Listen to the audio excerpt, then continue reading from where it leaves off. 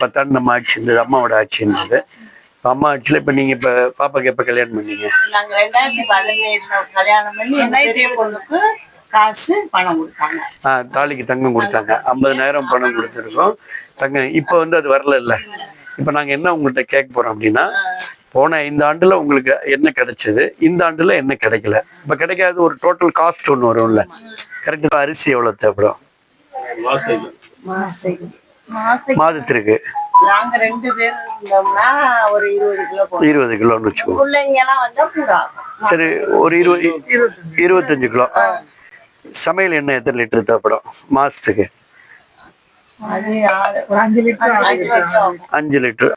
இப்போ போன ஆட்சி நம்ம ஆட்சியில் அம்மாவுடைய ஆட்சி எடப்பாடியார் முதலமைச்சராக இருந்தாங்க. அப்போ நம்ம இபி கட்டணும் மாதம் எவ்வளோ கட்டணும்? இப்போ இபி கட்டணும் எவ்வளோ கட்டுறோம்? ஒரு 200 ரூபா கட்டுவேன். கரெக்ட். இப்போ 1200 ரூபா. அப்போ 200 ரூபா, இப்போ 1200. அடுத்து வீட்டு வரி.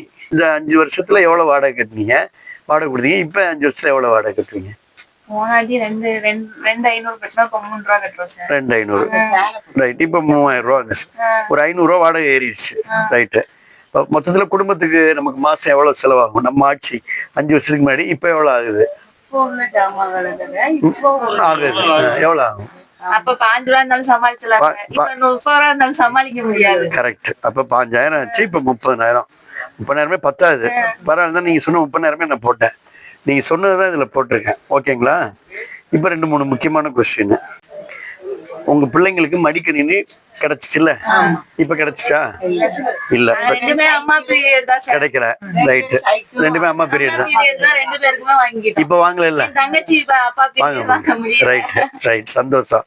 இப்ப அதே போல தாலிக்கு தங்கம் போன ஆட்சியில கிடைச்சிச்சு, இந்த ஆட்சி உங்களுக்கு இல்ல? ஆமா, கிடைக்கலன்னு போட்டிருக்கிறேன். இருசக்கர ஸ்கூட்டி போன ஆட்சியில வாங்கணுமா? அப்ப வாங்கணும். ஸ்கீம் இருந்துச்சு, வாங்குனீங்களா? வாங்க. பெரிய பொண்ணுக்கு வாங்குனீங்க, வரல இல்ல? அதுவும் உங்களுக்கு கிடைக்கல. இப்ப அதுதான் போட்டிருக்கிற, வேற எதுவுமே போடல. மடிக்கணினி கிடைக்கல. ஆமா. அம்மா சிமெண்ட் போன ஆட்சியில கிடைச்சு, இந்த ஆட்சியில அம்மா சிமெண்ட் கிடைக்கல. ரைட். இவ்வளவுதான்.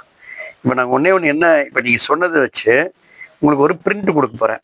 இப்ப நீங்க சொன்னதை வச்சு வேற எக்ஸ்ட்ரா எதுவுமே போடல. அப்ப போன நம்ம ஆட்சிக்கும் இப்ப இந்த திமுக ஆட்சியிலையும் உங்களுக்கு மொத்தமா எவ்வளவு லாஸ் நாங்க கால்குலேட் பண்ணிடுறோம். இப்ப நீங்க என்ன சொன்னீங்களோ அதை மட்டும்தான் நான் ஃபீட் பண்ணேன். நீங்க சொன்ன கோதுமை, நீங்க சொன்ன அரிசி, நீங்க சொன்னது, அதே போல நீங்க சொன்னது.